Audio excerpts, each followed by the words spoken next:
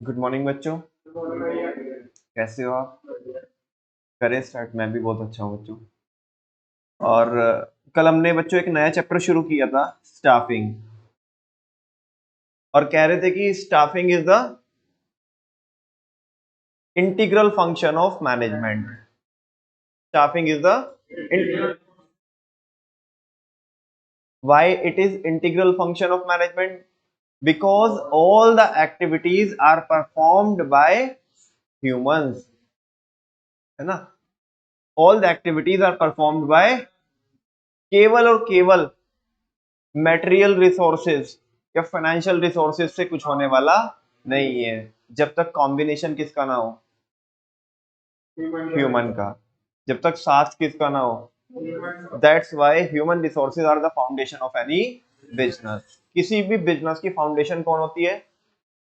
जो हमारे human resource होता है, वो हमारे बिजनेस की क्या होती है? फाउंडेशन, नींव होती है, नींव। और अगर वहीं पे कमी है तो पूरे ऑर्गेनाइजेशन को दिक्कत का सामना करना पड़ेगा। और ये नींव हमारी, ये फाउंडेशन हमारी क्या है? बहुत ज्यादा स्ट्रांग है, बहुत मजबूत है हमारी फाउंडेशन। तो एक हमारी नॉर्मल सी ऑर्गेनाइजेशन भी क्या हो सकती है? एक्स्ट्रा ऑर्डिनरी हो सकती है। ठीक है। फिर हमने बात करी थी बच्चों इंट्रोडक्शन की, एक बार रिकॉल करा देता हूं जस्ट आपको। जितना जरूरी प्लानिंग करने के बाद स्ट्रक्चर बनाना है, उससे ज्यादा जरूरी उस स्ट्रक्चर को अच्छे लोगों से फिल करना है। बिकॉज लोगों के ऊपर ही डिपेंड करता है कि हमारे ऑर्गेनाइजेशन की वर्किंग कैसे होने वाली है। ठीक है ना। गलत इंसान कोई फंस जाएगा ना आपके ऑर्गेनाइजेशन में, तो यार बड़ी प्रॉब्लम होती है, प्रैक्टिकली बड़ी प्रॉब्लम होती है। ठीक है ना। डे टू डे रूटीन में आपको बहुत सारी प्रॉब्लम क्या करनी पड़ती है? फेस करनी पड़ती है। अब एक लीडर होने के नाते आप बताओगे तो किसको, लेकिन प्रॉब्लम बहुत सारी फेस करनी होती है। ठीक है ना। People are the most valuable assets of an organization. लोग क्या होते हैं किसी भी ऑर्गेनाइजेशन की? क्या होते हैं? एक बच्चों, गूगल मैप एक आइडिया ही तो है, जो गूगल को कितना रेवेन्यू जनरेट करा के देती है ना। क्योंकि क्योंकि उस पे क्या होता है, उनके अलग अलग प्रोडक्ट है। उस पे भी गूगल मैप के, अभी क्या है कि गूगल मैप के अकॉर्डिंग वो लोकेशन का उनको पता रहता है, सारी एक्सेस रहता है ना। तो वो टारगेट ऑडियंस को भी क्या करते हैं? हिट करते हैं। तो ये एक जो उनका प्रोडक्ट है, ये एक आइडिया तो है। ये जस्ट आइडिया कहाँ से जनरेट हुआ? ये आइडिया कहाँ से जनरेट हुआ?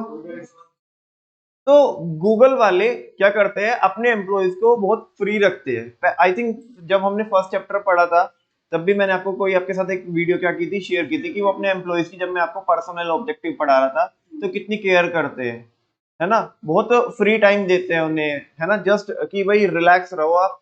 बिकॉज उन्हें पता है कि ह्यूमन के माइंड से क्या निकलेगा? आइडिया। और आइडिया ही वो चीज है जो बदल दे आपकी दुनिया। हाँ बोलो ना। ठीक है ना। नहीं है, ऐसा नहीं है। एक आइडिया ही तो होता है जो बदल दे आपकी दुनिया। बिकॉज पता नहीं आप किस आइडिया पे वर्क करके, किस आइडिया को एग्जीक्यूट करके कितना रेवेन्यू क्या करोगे? जनरेट करोगे। और वो आइडिया ह्यूमन के माइंड में तभी आएगा जब आप उसके साथ बहुत अच्छा बिहेव करोगे, है ना। उसके साथ मतलब उनको मैनेज करने में अपने एफर्ट डालोगे, है ना। आप उनकी क्या करोगे? केयर करोगे, है ना। आगे से वो भी क्या करेंगे? आपकी केयर करेंगे। ठीक है। लेकिन फिर भी लोग क्या होते हैं? डायनेमिक होते हैं। क्या होते हैं? डायनेमिक होते हैं। पता नहीं लगाया जा सकता कि कब इंसान बदल जाए। तो दैट्स वाई आपको बड़े ड्यू केयर के साथ आपकी वर्कफोर्स को, आपकी टीम को, आपके टीम मेंबर्स को क्या करना है? मैनेज करके चलना है। ठीक है। और अल्टीमेटली एक ऑर्गेनाइजेशन किससे ही होता है? अपने एम्प्लॉय से, अपनी टीम से ही होता है। हाँ बोलो ना। ठीक है। तो बोल रहे people are the most valuable assets of an organization. अच्छा नमन भैया, एक बात बताओ यार आप। अभी आप बोल रहे हो, मतलब खैर मैं तो क्या ही बोल रहा हूँ, लेकिन यहाँ पे लिखा हुआ है people are the most valuable assets of an organization. तो नमन भैया, हम इन्हें बैलेंस शीट में काहे रिकॉर्ड नहीं करते? हम इन्हें बैलेंस शीट में काहे रिकॉर्ड नहीं करते? हाँ जी। नमन भैया, हम भी अपना माथा पकड़ लें। कैसा सवाल बनाया आपने बिना फालतू में? ये है कोई सेंस इस बात की कि इन्हें बैलेंस शीट में काहे रिकॉर्ड नहीं करते? हाँ जी। लोगों को कैसे रिकॉर्ड करें, ऐसा बोल। मैं वही तो कह रहा हूँ ना, मतलब आप ये बोल रहे हो कि लोगों को बैलेंस शीट में कैसे डाल सकते हैं। ठीक है बच्चों, ऐसे तो गुडविल को भी कैलकुलेट करना बड़ा मुश्किल होता है, आपने इसकी थियरी भी पढ़ी होगी, है ना, कि although goodwill cannot be calculated but there are some methods to find out the goodwill, है ना, super profit method, normal profit method, number of year purchase करके मल्टीप्लाई करके वो कुछ भी निकालते हो, ऑल्दो गुडविल को कैलकुलेट नहीं किया जा सकता। ठीक है ना। देखो क्या है कि बच्चों बेसिकली आज के टाइम पे हमारे भारत में ऐसा कोई अकाउंटिंग स्टैंडर्ड नहीं है। नमन भैया किसकी बात कर रहे हो आप बिजनेस पढ़ा रहे थे, कहाँ अकाउंट्स में चले गए आप? बेटा जब क्वेश्चन भी वहां से अराइज हुआ है, अकाउंटिंग का क्वेश्चन अराइज हुआ, तो सवाल भी मतलब जवाब भी आपको उस सवाल का वहीं से ही मिलेगा। आज के दिन पे भारत में ऐसा कोई अकाउंटिंग स्टैंडर्ड या इंडियन अकाउंटिंग स्टैंडर्ड नहीं है जो किसको मेजर करता हो, किसको वैल्यू करता हो, ह्यूमन रिसोर्स को। अब तुम ऐसे बोलोगे कि कैसे डालेंगे हम, ठीक है ना, देखो डालेंगे तो मॉनेटरी टर्म्स में ही, लेकिन आज के दिन पे ऐसा कोई प्रावधान भारत के अंदर नहीं है।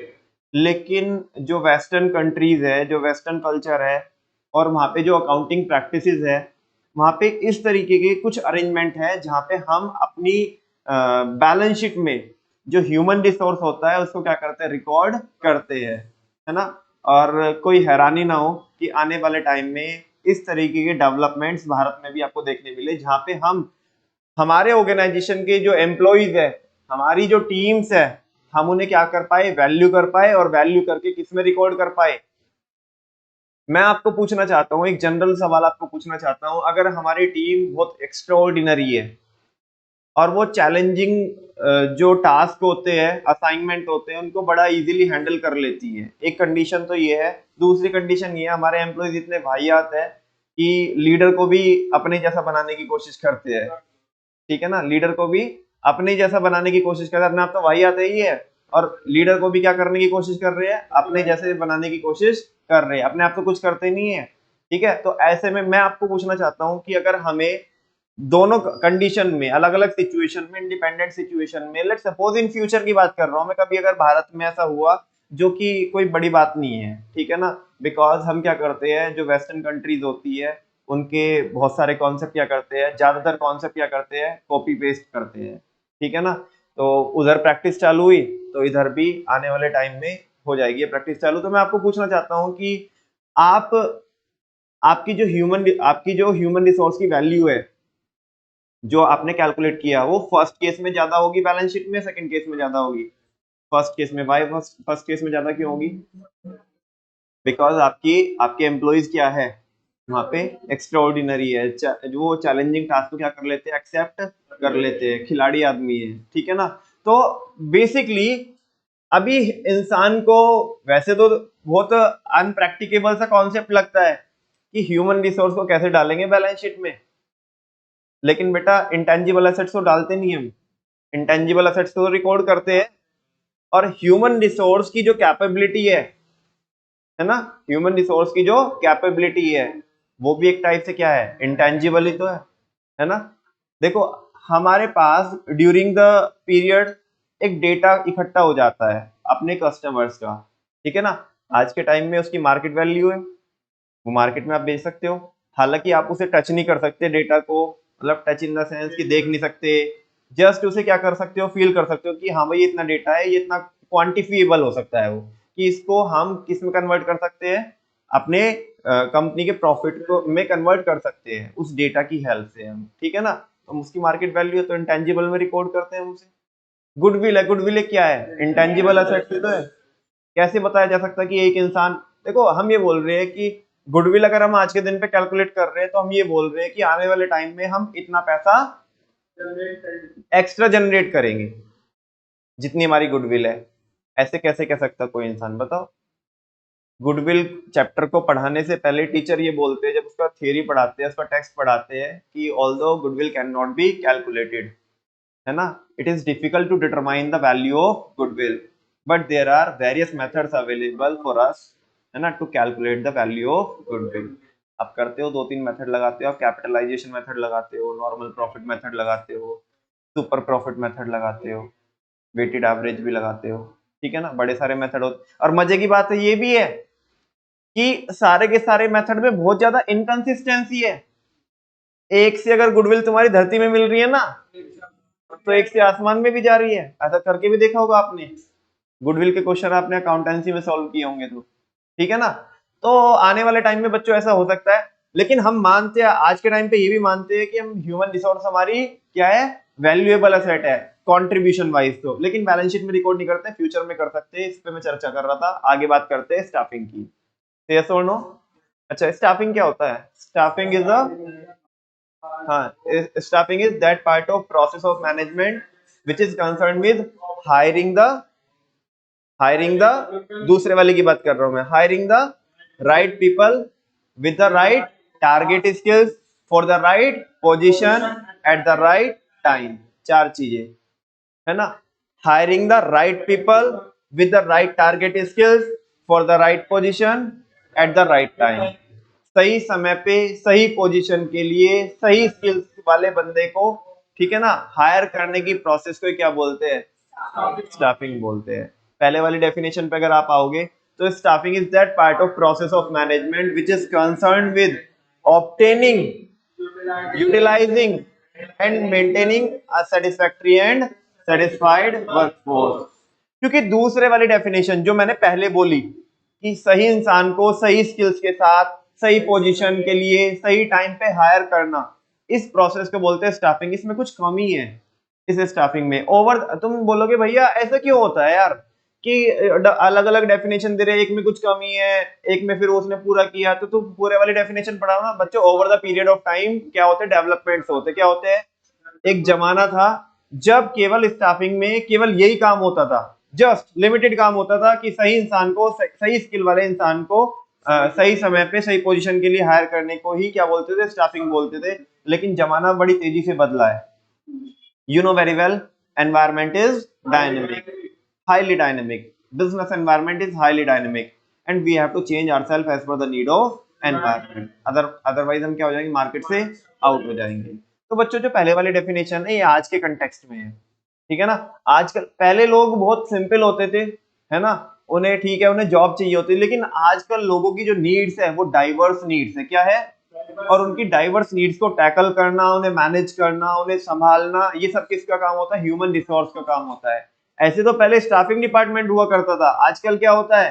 ह्यूमन रिसोर्स डिपार्टमेंट होता है। क्यों होता है वो हम आगे देखेंगे, बिकॉज रीजन उसका ये की है नटशेल में कि लोगों की नीड बढ़ चुकी है ना। जस्ट पहले लोगों को जॉब चाहिए होती है, लेकिन आजकल एनवायरनमेंट इतना डायनेमिक है, लोगों को ट्रेनिंग भी चाहिए, लोगों को अप्रेजल भी चाहिए, उन्हें अदर फैसिलिटीज भी चाहिए, पर्क्स भी चाहिए उन्हें, ठीक है।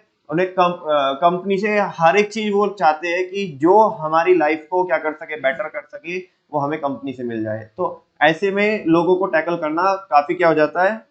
मुश्किल हो जाता है। तो उस केस में हमें ह्यूमन रिसोर्स की जरूरत पड़ती है रादर देन स्टाफिंग की। स्टाफिंग एक जस्ट नैरो कॉन्सेप्ट है, ठीक है ना। आज मैं, हालांकि मैं रिवीजन करा रहा हूँ, लेकिन फर्स्ट डे पे इतनी सारी चीजें नहीं बोल सकते, बिकॉज बच्चे का ध्यान रखना होता है कि वो कैसे कैसे डाइजेस्ट करेगा चीजों को, ठीक है। तो आज हम बात कर रहे हैं, मैंने आज आपको इस चीज का भी जवाब दिया कि सेकंड वाली डेफिनेशन से क्यों ही काम नहीं चला हमारा, फर्स्ट वाली की जरूरत क्यों पड़ी, बिकॉज आज के टाइम में केवल लोगों को ऑब्टेन करना ही काफी, इस चीज की चर्चा हमने कल भी की थी, ठीक है। और सेकंड वाली डेफिनेशन में जस्ट वो किसकी बात कर रहा है? लोगों को ऑब्टेन करने की बात कर रहा है। किसकी बात कर रहा है? लेकिन फर्स्ट वाली डेफिनेशन में उन्हें लाके खाली नहीं बैठाना है, हमें उन्हें यूटिलाइज भी करना है। और यूटिलाइज, केवल यूटिलाइज ही नहीं करना, यूटिलाइज ही करते जाओगे तो इंसान रुकेगा नहीं, उन्हें क्या भी करना है? मैनेज भी करना है। किसको? अ सेटिस्फैक्टरी। सेटिस्फैक्टरी मतलब जिससे जिससे हम सेटिस्फाई हो, जिससे हम सेटिस्फाई हो, एंड सेटिस्फाइड वो हमसे सेटिस्फाइड हो, क्योंकि हमारा भी सेटिस्फेक्शन जरूरी है और उनका भी सेटिस्फेक्शन जरूरी है, ठीक है ना। अगर केवल उन्हें ही अच्छा लग रहा है, भाई बढ़िया कंपनी में आ गया, लेकिन हमें उन्हें देख के खून खोल रहा है, बे यार किसे हायर कर लिया हमने, काम तो करता ही नहीं है, फ्री फंड में क्या जा रही है? सैलरी जा रही है, ठीक है ना, मजा ही नहीं आ रहा है ये तो। और उल्टा क्या करता है? काम को उल्टा पुल्टा करता है, काम बढ़ाता है, गुस्सा आता है उससे, और ठीक है ना, ऐसा समझ रहे हो ना आप। तो वो तो सेटिस्फाई हो गया, लेकिन हमें तो सेटिस्फैक्टरी वर्कफोर्स नहीं मिली ना, तो हमारा सेटिस्फेक्शन होना जरूरी है। अच्छा वो काम बहुत बढ़िया करता है, हम सेटिस्फाई है, मतलब सेटिस्फैक्ट्री वर्कफोर्स मिल गई हमें, लेकिन हम उसे सैलरी नहीं देते, हम उसे झिकाते झिकाते, ठीक है ना, आज देंगे कल देंगे परसों देंगे, तो वो सेटिस्फाई नहीं होगा तो प्रॉब्लम होगी ना। तो वर्कफोर्स कैसी होनी चाहिए जिससे हम सेटिस्फाई हो और वो हमसे सेटिस्फाई हो, तो सेटिस्फैक्ट्री और सेटिस्फाइड वर्कफोर्स। फाइनली वापस से बोल दो, दूसरे वाले डेफिनेशन की बात कर रहा हूं पहले। Staffing is hiring the right people with the right target skills for the right position at the right time. Yes or no? First वाली की अगर बात करें, staffing is that part of process of management which is concerned with obtaining, utilizing and managing a satisfactory and satisfied workforce. ठीक है, staffing का जो scope है आज के दिन पे रेस्ट्रिक्टेड नहीं है, बिकॉज इसमें केवल इससे अलग, केवल ऑब्टेन करने से अलग और भी बहुत सारी एक्टिविटीज होती है, क्या करने के लिए, यूटिलाइज करने के लिए और मैनेज करने के लिए, यूटिलाइज करने के लिए और मैनेज करने के लिए आपको कम से कम भी मतलब 2 दर्जन एक्टिविटीज परफॉर्म करनी पड़ेगी कम से कम, है ना, जब जाकर के आप अपने ह्यूमन रिसोर्स को क्या करते हैं, मैनेज करते हैं। ऐसे लगता है कि किसी इंसान को संभाल, अब लोगों को आज क्या है ना कि लोगों को आज अपनी एक बीवी 2 बच्चे नहीं संभाल रहे, है ना, और ऐसे में अगर मैं जैसे किसी कंपनी की बात करूं तो किसी कंपनी के लिए एक लीडर होने के नाते अपनी वर्कफोर्स को संभाल के रखना बहुत चैलेंजिंग टास्क होता है ना। देश की या राज्य की सरकार होने के नाते सरकार ने रिलेशन मेंटेन करने होते हैं जनता से, पब्लिक से, उन्हें मैनेज करना, है ना, बड़ा चैलेंजिंग टास्क है, बिकॉज लोग सोच में, है ना, अपने बिहेवियर में, है ना, अपने एटीट्यूड में और अपने डेली रूटीन में उनकी जो सोच होती है, उनकी जो वर्किंग होती है, वो क्या होती है, डिफर होती है, क्या होती है, डिफर होती है, तो ऐसे में बड़ा चैलेंजिंग टास्क हो जाता है। खैर, स्टाफिंग क्या करती है, ऑर्गेनाइजेशन स्ट्रक्चर को फिल करती है, यानी कि ऑर्गेनाइजेशन के अंदर जान डालती है, क्या डालती है। अभी तक तो हमारा जो ऑर्गेनाइजेशन था जस्ट वो ऑन पेपर क्या हो रही थी, स्ट्रक्चर बन रही थी, क्या बन रही थी, अभी बारी आई है उस स्ट्रक्चर को इंसानों से फिल करने की, है ना, उसमें जान डालने की, उसमें लाइफ क्रिएट करने की, ठीक है ना। तो कौन सा फंक्शन है मैनेजमेंट का जो ऑर्गेनाइजेशन के अंदर लाइफ क्रिएट करता है, लाइफ इंजेक्ट करता है, स्टाफिंग। बात करते हैं फीचर्स की, ठीक है ना, स्टाफ, हाँ जी,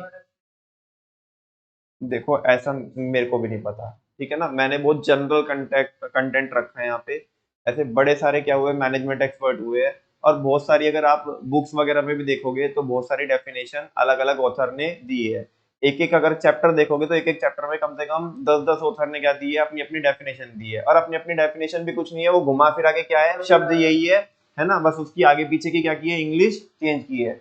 और आज तक सीबीएसई ने कभी भी ऐसे नहीं पूछा कि कौन से ऑथर ने कौन सी डेफिनेशन दी, रादर देन जस्ट वो सिंपल फर्स्ट वाले में मैनेजमेंट जो मेन सब्जेक्ट है हमारा, वहां पे जो वो भी केवल traditional definition, as a modern definition भी बहुत सारे मैनेजमेंट एक्सपर्ट ने दी है, लेकिन कभी मैंने अपने उसमें कवर नहीं किया है, बिकॉज वो अननेसेसरली माइंड पे क्या देता है, बर्डन देता है, उसमें ऐसा आता ना कि समझने से अलग उसमें याद करने वाली चीजें आती है कि भाई ये डेफिनेशन इसने दी है, बच्चे फिर उसमें उलझ के रह जाते, तो मैंने कवर नहीं किया। तो टू बी ऑनेस्ट मेरे को नहीं पता ये डेफिनेशन किसने दी है, ठीक है। आगे फीचर्स ऑफ स्टाफिंग, स्टाफिंग के फीचर्स क्या है, wide scope of IPC deals with people, wide scope of IPC deals with people. अच्छा वाइड स्कोप बोलो ना, एज इट इज है, थोड़ा तो इसके आगे पीछे कुछ तो बोल दो लाला।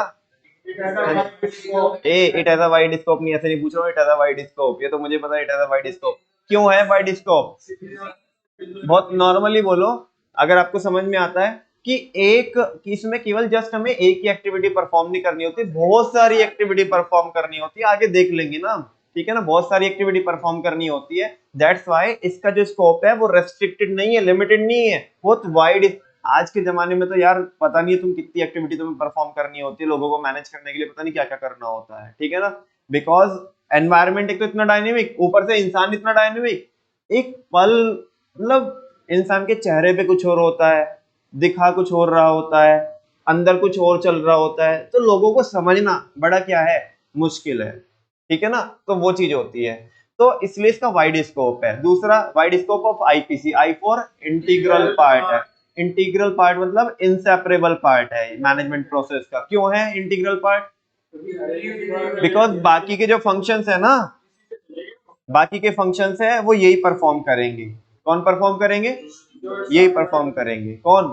Human resource. That's why staffing एक इंटीग्रल पार्ट है मैनेजमेंट प्रोसेस का। Wide scope of IPC, P for कुछ नहीं है, परवेसिव, ये हर जगह एप्लीकेबल होगा, है ना, चाहे ऑर्गेनाइजेशन छोटा हो चाहे बड़ा हो, चाहे प्रॉफिट वाला हो, because organization is a collection of people, ठीक है ना। और जब कलेक्शन होगा तो लोगों को लेके आना तो पड़ेगा, उन्हें यूटिलाइज तो करना पड़ेगा, उन्हें मैनेज तो करना पड़ेगा, ठीक है। ये बात हुई। फिर इसकी रिक्वायरमेंट हर एक लेवल पे होती है। इस बात का मैंने आपको कल भी जस्टिफिकेशन दिया था कि ऐसे बच्चे कभी कभी सोचते हैं, मेरे को पास में बच्चों ने पूछे सवाल कि जब स्टाफिंग डिपार्टमेंट जो स्टाफिंग मैनेजर होता है या ह्यूमन रिसोर्स मैनेजर होता है वो मिडिल लेवल पे आता है, तो तुम यहाँ पे ऐसे काहे बोल रहे हो कि टॉप लेवल भी, मिडिल लेवल भी और लोअर लेवल पे भी आपको क्या करनी होगी? स्टाफिंग परफॉर्म करनी होगी। बिकॉज बच्चों फाइनली अभी आगे आप देखोगे कुछ टॉपिक्स ऐसे देखोगे कि जहां पे आपको ये पता पड़ेगा कि भले ही काम किसका है, ह्यूमन रिसोर्स मैनेजर का, स्टाफिंग करना किसका काम है, यानी कि मिडिल लेवल मैनेजर का। किसका? मिडिल लेवल मैनेजर का। लेकिन इन्वॉल्वमेंट किसका भी रहता है? टॉप का भी और लो। अगर टॉप वाली पोजीशंस के लिए हायरिंग चल रही है तो उनका भी इन्वॉल्वमेंट रहेगा, और अगर लोअर वालों के लिए हायरिंग चल रही है तो उनका इन्वॉल्वमेंट रहेगा। बिकॉज अल्टीमेटली उन्हीं के साथ तो उन्हें काम करना है ना, तो फाइनल डिसीजन उनका होता है कि हाँ ठीक है भाई, काम करना है क्या नहीं करना है, ठीक है ना, इस बंदे के साथ, यानी कि इसको हायर करना है या नहीं करना है। ऑल्दो ये टास्क किसका होता है? मिडिल लेवल मैनेजर का, खासकर किसका? ह्यूमन रिसोर्स मैनेजर का या स्टाफिंग मैनेजर का। लेकिन इन्वॉल्वमेंट सबका होता है, दैट्स व्हाई बच्चे परवेसिव होता है, हर एक लेवल पे परफॉर्म किया जाता है, वेदर वो टॉप लेवल हो, मिडिल हो, चाहे लोअर लेवल हो। नेक्स्ट है ये कॉन्टिन्यूअस प्रोसेस है। आज क्योंकि वही देखने वाले हैं हम, इसका और भी आगे डिस्कशन देखने वाले हैं। कॉन्टिन्यूअस क्यों है? कल भी इस चीज का जवाब दिया था।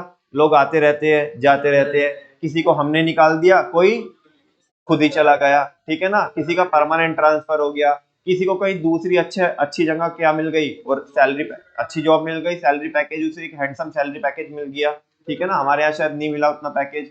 तो बड़े सारे रीजन हो सकते हैं, कुछ लोग रिटायर हो गए, ठीक है ना, कुछ को कुछ अपने हेल्थ इश्यूज हो गए, तो बड़ी सारी चीजें होती है, लोग आते रहते हैं जाते रहते हैं, आते रहते हैं जाते रहते हैं। तो इसकी वजह से जो स्टाफिंग फंक्शन है ये हमारा क्या हो जाता है? कॉन्टिन्यूस फंक्शन बन जाता है। क्या बन जाता है? और finally it deals with people. मैं पढ़ा नहीं रहा हूँ आज, ठीक है ना, मैं तो जस्ट आपको क्या करा रहा हूँ? रिकॉल करा रहा हूँ, ठीक है। तो स्टाफिंग फंक्शन किससे डील करता है? लोगों से डील करता है फाइनली। तो wide scope of IPC deals with people. फिर हमने कल ये देखा था इंपॉर्टेंस ऑफ स्टाफिंग। एफबी की ग्रोथ के लिए हमें उसका सेटिस्फैक्टरी यूटिलाइजेशन करना पड़ेगा। एफबी की ग्रोथ के लिए हमें उसका सेटिस्फैक्टरी यूटिलाइजेशन करना पड़ेगा।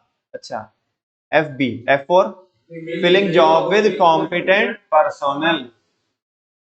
जो स्टाफिंग है, स्टाफिंग जॉब्स को क्या करता है? स्टाफिंग फंक्शन फिल करता है विद कॉम्पिटेंट पर्सोनल।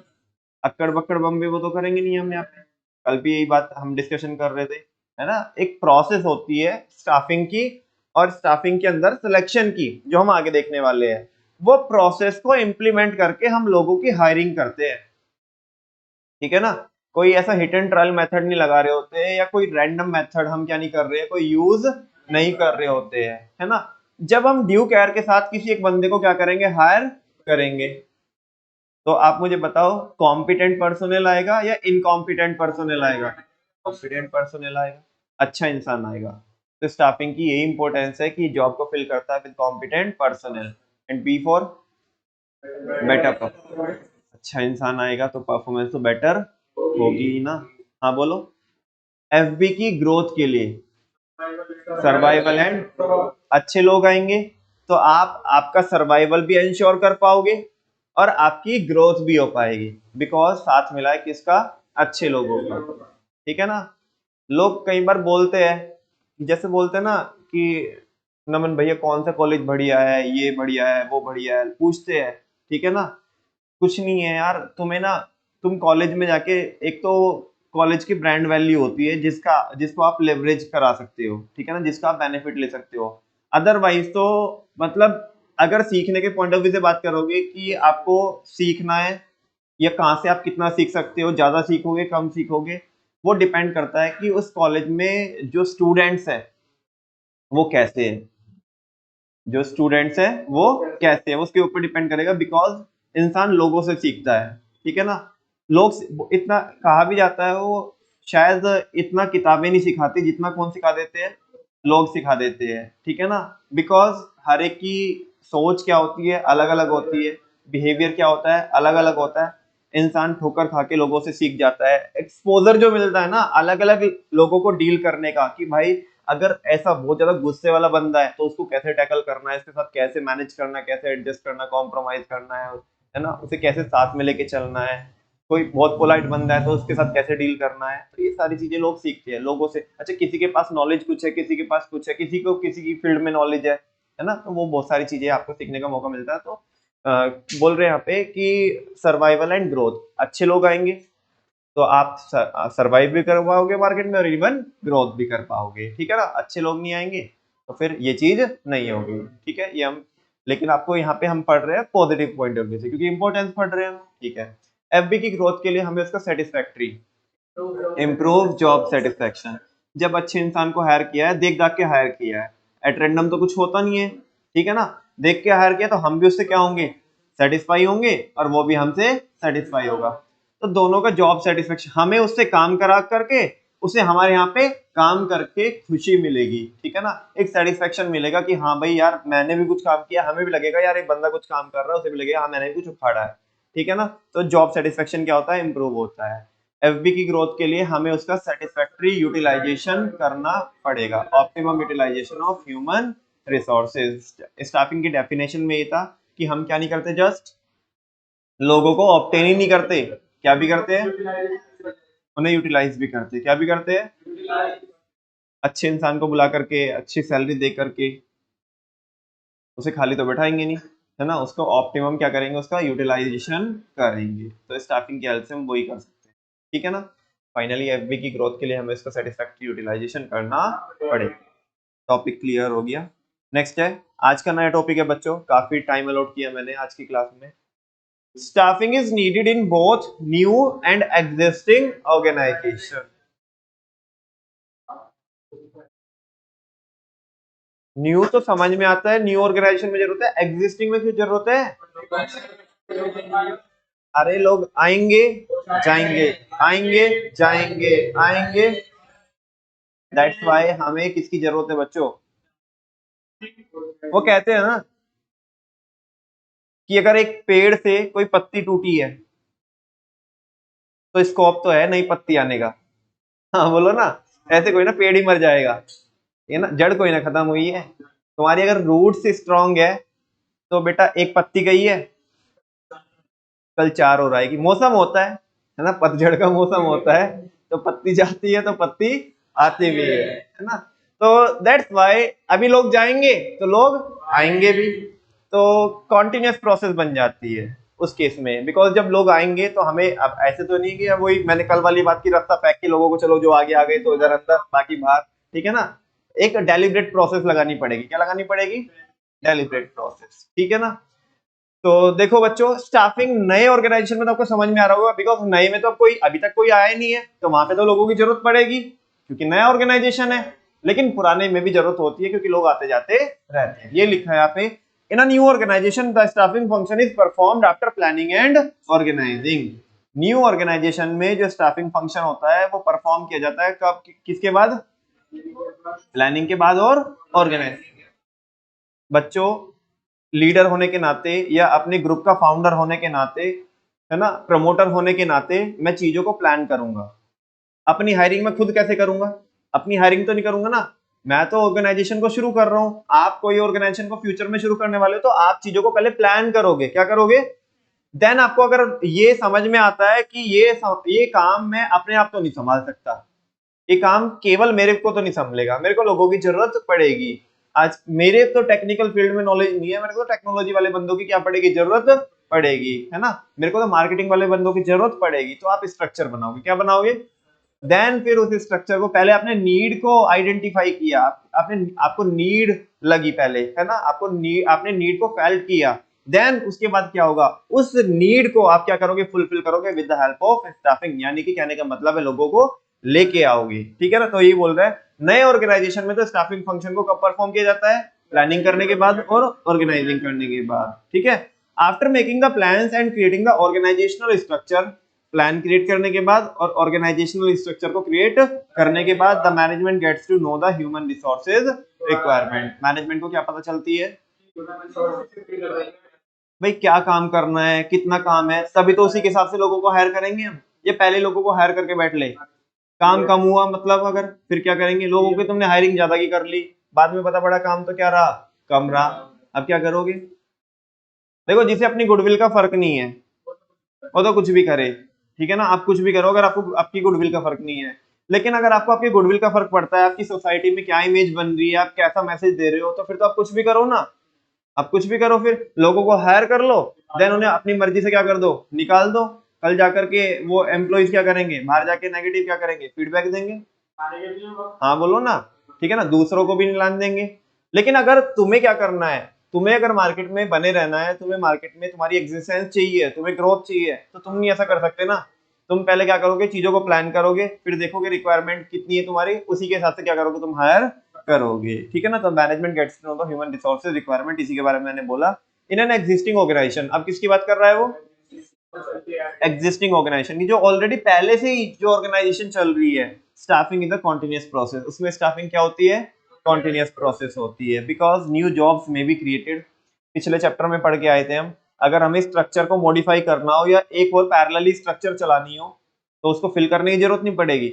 आज हम 5 फील्ड में क्या कर रहे हैं, ऑपरेट कर रहे हैं, अब हम एक फील्ड में और ऑपरेट करना चाहते हैं, तो उसकी स्ट्रक्चर ऑल टुगेदर डिफरेंट बनेगी, तो उसके लिए हमें नई हायरिंग करनी पड़ेगी, बिकॉज ज्यादा जॉब पोजीशन क्या हुई है, क्रिएट हुई है। तो वो ही कह रहे हैं यहाँ पे, बिकॉज न्यू जॉब्स में भी क्रिएटेड, नई जॉब क्रिएट हो सकती है, कैसे हो सकती है, वो मैंने अभी बताया आपको कि नई स्ट्रक्चर, हमने नया प्रोडक्ट क्या करना चालू किया होगा, प्रोडक्शन करना उसका चालू किया होगा, and some of the existing employees may leave the organization, और कुछ आपके एग्जिस्टिंग एम्प्लॉइज क्या करेंगे, ऑर्गेनाइजेशन को छोड़ देंगे, तो उस केस में आपको वो पोजीशन को तो फिल करना ही है ना।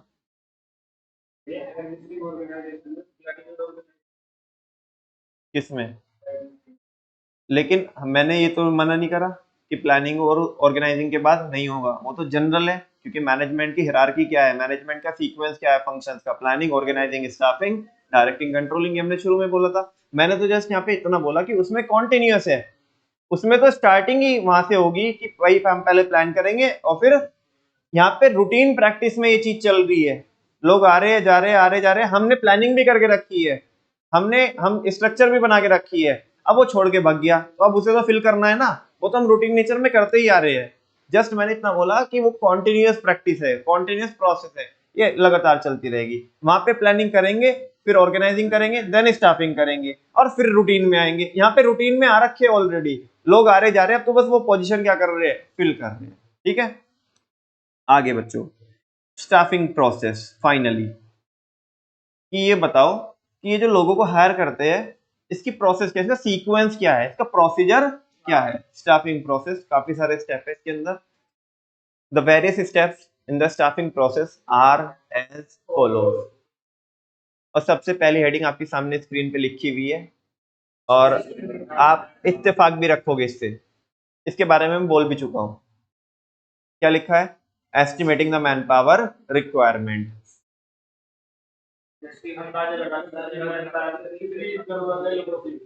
लोगों को हायर करना है, पहले ये तो पता लगाओ कितने लोगों को हायर करना है, कितने लोगों की जरूरत है, और किन किन टाइप के लोगों की जरूरत है, दो चीजें आइडेंटिफाई करनी है, कितने लोगों की जरूरत है।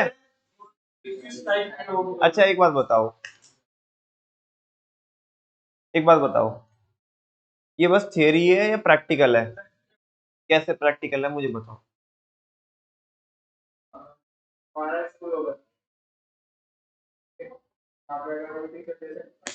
हम्म,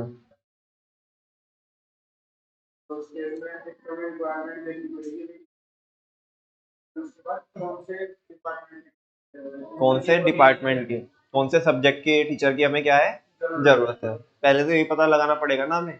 ठीक है ना। अगर ये नहीं पता लगा सीधा हायरिंग करेंगे तो कैसे बात बनेगी, फिर तो कोई भी आ जाएगा। मान लिया चलो मान लिया हमें जरूरत होती किसकी, मैथमेटिक्स की, कर रहे हैं हम अकाउंट्स वाले बंदे को हायर, है ना। जरूरत थी हमें किसकी, अकाउंट्स वाले की, ठीक है ना। वो कह रहा हमने बायो वाला हायर कर लिया, ठीक है ना। अकाउंट्स में फिर वो प्रैक्टिकल चलेगा, estimating the manpower requirement. चलो अच्छा बच्चों, एस्टिमेट अगर हम करेंगे ना लोगों को, मतलब अगर क्या करना ही है, अगर स्टाफिंग करनी है तो दो कॉन्सेप्ट को यूज करना पड़ेगा और नाम से डिफाइंड है, workload analysis and workforce analysis. Workload का मतलब क्या है, कितना लोड है हमारे पास, कितना लोड है काम का, हमारे पास काम का कितना लोड है, और उस लोड को हम कितने लोगों से क्या करा सकते हैं, डिस्चार्ज करा सकते हैं। मतलब फाइनली वर्कलोड एनालिसिस आपको ये बताता है कि कितने लोगों की जरूरत पड़ेगी किसी एक काम को, टास्क को, असाइनमेंट को पूरा करने के लिए। वर्कलोड कितना है, उसको डिस्चार्ज करने के लिए कितने लोगों की जरूरत पड़ेगी। एक होता है वर्कफोर्स एनालिसिस। वर्कफोर्स एनालिसिस होता है कि कितने हमारे पास अवेलेबल है। चल टेक्निकली आ जाओ, नॉर्मल तो समझ में आया, वापस से बोलूं क्या। वर्कलोड एनालिसिस क्या बताता है, कितने लोगों की जरूरत पड़ेगी किसी भी काम को करने के लिए जो हम करने वाले हैं, ठीक है ना। और वर्कफोर्स क्या है, कितने हमारे पास लोग अवेलेबल, क्यों जान साहब, कितने हमारे पास अवेलेबल है। अब थोड़ा टेक्निकल आ जाओ, आपको बताना है व्हाट हैपन्स इफ, दो सिचुएशन अराइज करके देता हूं। Workload is greater than workforce and workload is less than workforce. मेरे को एक्शन बता दो, एक्शन क्या होगा दोनों केस में। अगर वर्कलोड ज्यादा है किससे, वर्कफोर्स से, तो क्या होगा, क्या करनी पड़ेगी, हायरिंग करनी पड़ेगी, यानी कि स्टाफिंग करनी पड़ेगी।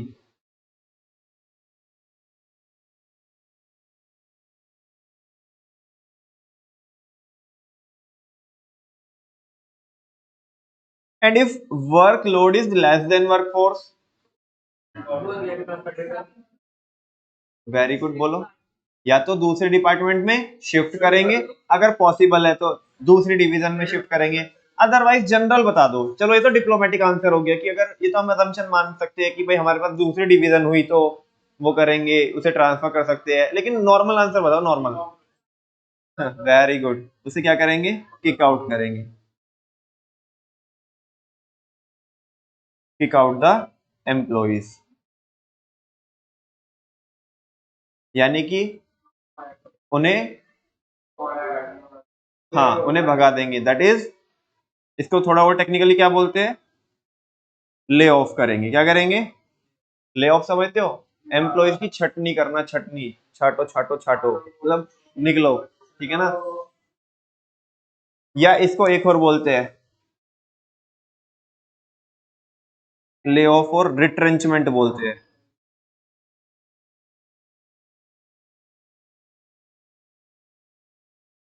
रिट्रेंचमेंट, रिट्रेंचमेंट का मतलब होता है एम्प्लॉयज को जबरदस्ती निकालना, वो नहीं निकलना चाहते, हमें प्रॉब्लम है ना, सैलरी ज्यादा जाएगी हमारी, क्योंकि इतना काम ही नहीं है हमारे पास, वर्कलोड ही नहीं है हमारे पास, वर्कलोड कम है, ऑलरेडी वर्कफोर्स क्या है, ज्यादा है।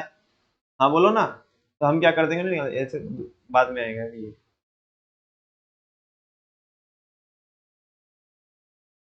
हाँ जी, कोई शक।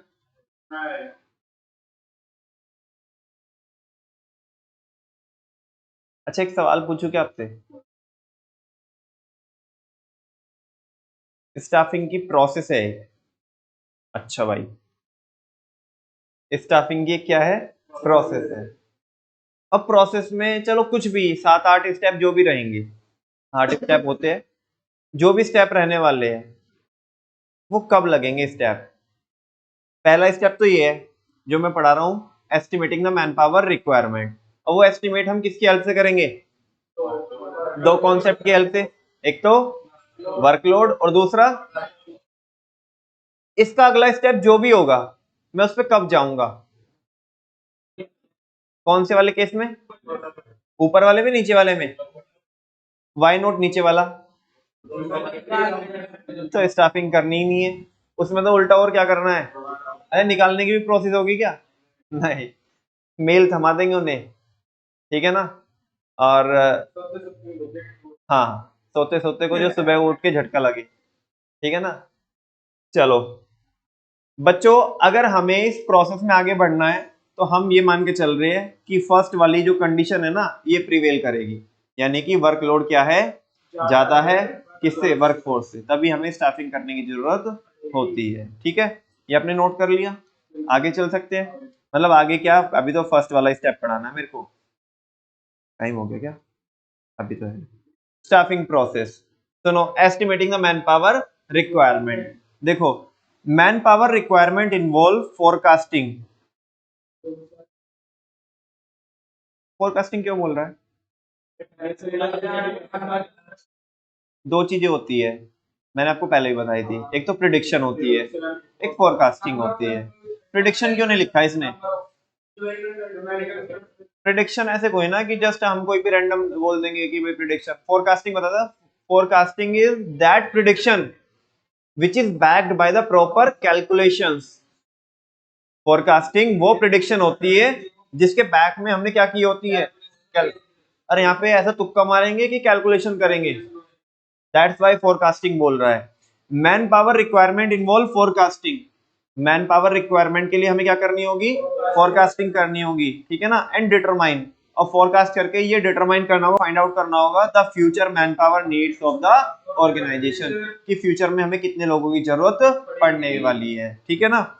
इट एम्स टू डिटरमाइन, अब ये ध्यान से सुनना बच्चों, it aims to determine, staffing process का ये मकसद होता है, या स्टार्टिंग में जब हम क्या करते हैं, स्टाफिंग प्रोसेस करते हैं, जब हम ये पता लगा रहे होते हैं कि कितने लोगों की जरूरत पड़ेगी, केवल यही नहीं पता लगाते कितने लोगों की जरूरत पड़ेगी, साथ में क्या भी लगाते हैं हम, पता किस टाइप के लोगों की जरूरत हमें पड़ने वाली है, वेदर फाइनेंस के बंदे चाहिए हमें, मार्केटिंग के चाहिए, प्रोडक्शन के चाहिए, सेल्स के चाहिए, परचेज के चाहिए, ह्यूमन रिसोर्स, बहुत सारे फंक्शन होते हैं हमारे पास। जस्ट इतना ही पता लगाना काफी नहीं कितने लोग चाहिए, क्या पता तुम्हें अलग अलग लोग चाहिए थे, तुम्हें 50 लोग चाहिए थे, अलग अलग फील्ड के चाहिए थे, तुमने एक ही फील्ड के सारे हायर कर लिए, तो आपका मकसद पूरा होगा नहीं ना।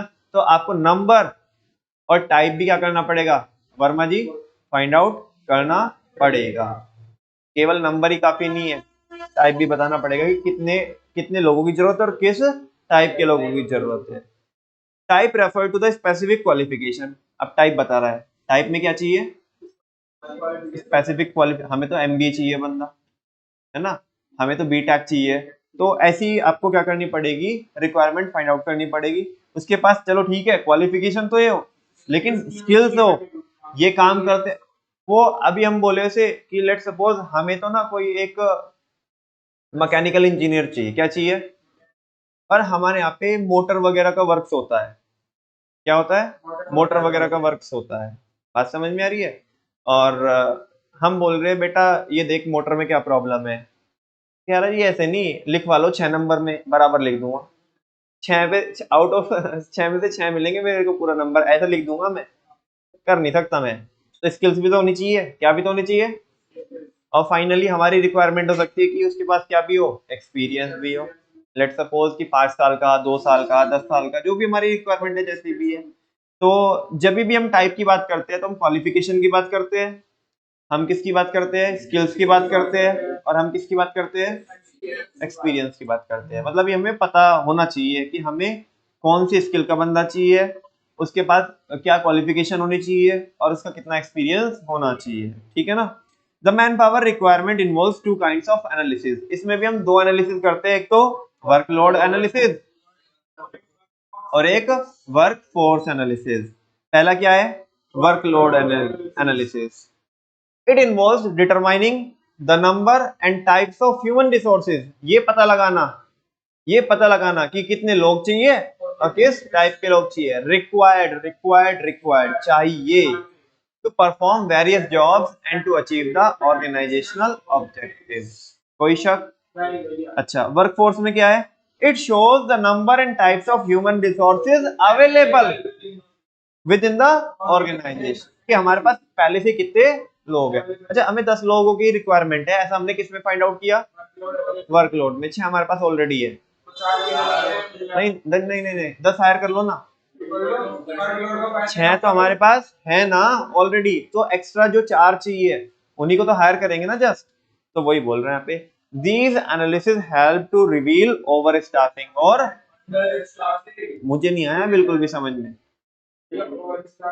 ये इनसे कैसे पता पड़ेगा कि ओवर स्टाफिंग हो रखी है कि अंडर स्टाफिंग हो रखी है? जब हम कंपेयर करेंगे। अच्छा, अब आ जाओ यहीं पे साइड में वापस से, मुझे बताओ कौन से केस में ओवर स्टाफिंग हो रखी है और कौन से केस में अंडर स्टाफिंग हो रखी है? पहले में तो क्या हो रखा है? ये है अंडर स्टाफिंग।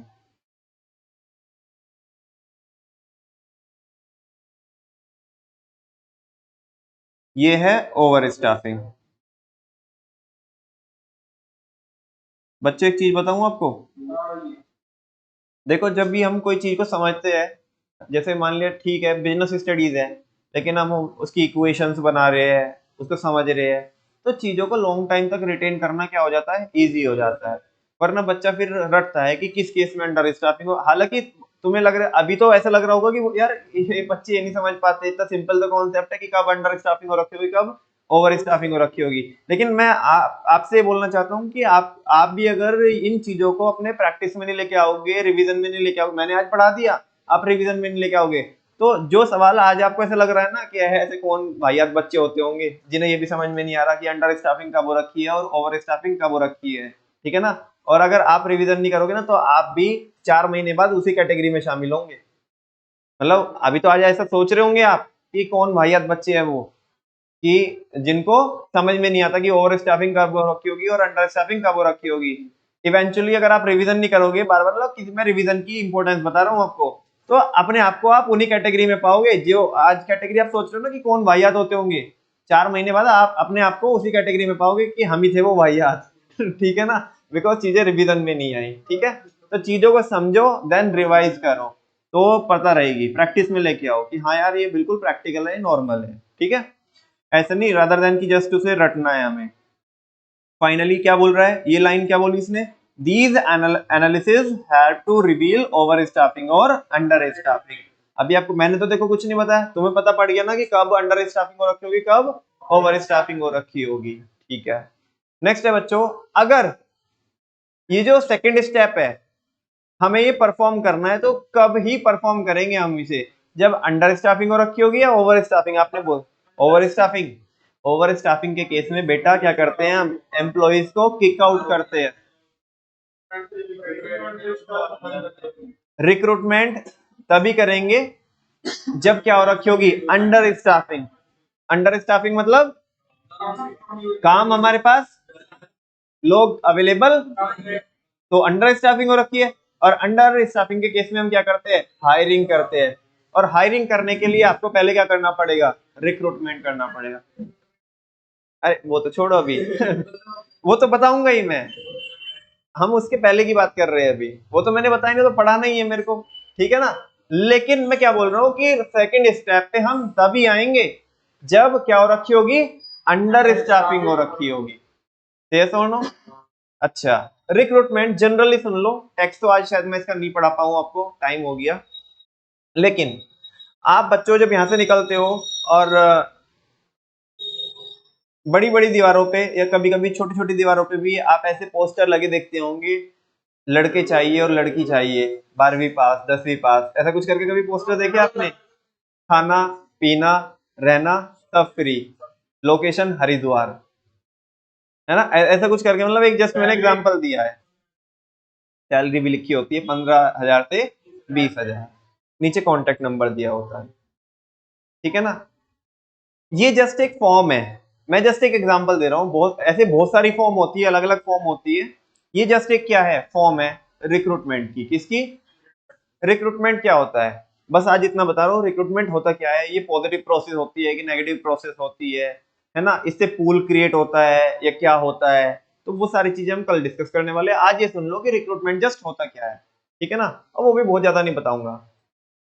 रिक्रूटमेंट एक ऐसी प्रोसेस होती है जहां पे हम प्रोस्पेक्टिव कैंडिडेट को, शब्दों को ध्यान से सुनना, मैंने एम्प्लॉइज नहीं बोला ना प्रोस्पेक्टिव, हालांकि प्रोस्पेक्टिव एम्प्लॉइज बोल सकता हूं, लेकिन फिर भी क्योंकि एम्प्लॉय वाली अभी कोई फील आई नहीं है। अरे कौन, अभी तो तू राह चलता इंसान है, अभी तो तू राह चलता इंसान है, मेरे को क्या पता तू कौन है कौन नहीं है। दैट्स व्हाई मैं उसे क्या बोल रहा हूँ, प्रोस्पेक्टिव कैंडिडेट। क्या बोल रहा हूँ, अभी अभी वो कैंडिडेट हमारा हुआ भी नहीं है, प्रोस्पेक्टिव है। क्या है, प्रोस्पेक्टिव समझते हो, जो हो चुका है हमारा या होने वाला है, फियोंसे की बात नहीं कर रहा हूं मैं, ठीक है ना। तो जो कैंडिडेट हमारा हो चुका है होएगा, और जब होएगा तो उसके लिए आज हम कौन सा वर्ड यूज करें, प्रोस्पेक्टिव। कौन सा, प्रोस्पेक्टिव। सुनो, तो रिक्रूटमेंट एक ऐसी प्रोसेस होती है जहां पे हम प्रोस्पेक्टिव कैंडिडेट्स को, उन्हें क्या करते हैं, एनकरेज करते हैं। क्या करते हैं कि आओ हमारे ऑर्गेनाइजेशन में इस जॉब पोजीशन के लिए आप क्या करो, अप्लाई करो। क्या करो, सीधा सिलेक्शन नहीं होता, पहले तो उन्हें बताना पड़ेगा ना, पहले तो उन्हें उन्हें एनकरेज करना पड़ेगा ना कि आओ हमारे यहाँ पे आप क्या करो, अप्लाई। आपने कई कई कई बार, या आपने उसमें इंग्लिश में भी शायद मेरे ख्याल से एक क्वेश्चन आता है क्लासिफाइड का, न्यूज़पेपर में एडवर्टीजमेंट देते हो आप, कभी देख क्लासिफाइड वाला सेक्शन देखा है? अरे ऐसे तो देखोगे वर चाहिए वधु चाहिए, लेकिन मैं वो वाली बात नहीं कर रहा हूँ, मैं किन की बात कर रहा हूँ कि जॉब्स वाले क्लासिफाइड देखे आपने, कि इस कंपनी में इस पोजीशन के लिए इतने लोगों की जरूरत है, या इस डिपार्टमेंट में इतने लोगों की जरूरत है, सैलरी अराउंड इतना इतना, बाकी क्वालिफिकेशन के ऊपर डिपेंड कर, कॉन्टेक्ट नंबर, और ये एक्सपीरियंस होना चाहिए बंदे का, ये क्वालिफिकेशन होनी चाहिए, ये स्किल्स होनी चाहिए, ऐसा कुछ करके, है ना। वो कौन सी प्रोसेस चल रही है, रिक्रूटमेंट की प्रोसेस चल रही है। क्या चल रही है, यानी कि अभी हम सामने वाले को क्या कर रहे हैं, एनकरेज कर रहे हैं। क्या कर रहे हैं कि भाई हमारे यहाँ पे क्या करो, तुम अप्लाई करो। हम ये नहीं कह रहे हैं कि तूने अप्लाई किया तो हम हायर कर ही लेंगे, सिलेक्शन अलग होता है, रिक्रूटमेंट अलग होता है। अच्छा मुझे बताओ, पहले सिलेक्शन होगा कि रिक्रूटमेंट, क्यों क्यों क्यों, पहले लोगों को एनकरेज करेंगे फिर वो आएंगे। अच्छा कल भी मैं कुछ दिन पहले आपको एक कॉन्सेप्ट पढ़ा रहा था, मेरे को पता नहीं कहाँ पे पढ़ा है, मेरे को याद भी नहीं आ रहा, माइंड से स्लिप हो रहा है, लेकिन उसमें एक वर्ड आया था, पूल, पूल वर्ड, किसी ने स्विमिंग पूल बोला था, कुछ तो कोई, तुम्हारी क्लास में था कि 11th वालों की में था, तुम्हारी में था, कोई बोल रहा था कि, अब मैंने बोला था कि पूल का मतलब यहाँ पे क्या है तुमने लिखा भी था, तुमने नोटिंग में लिखा भी था।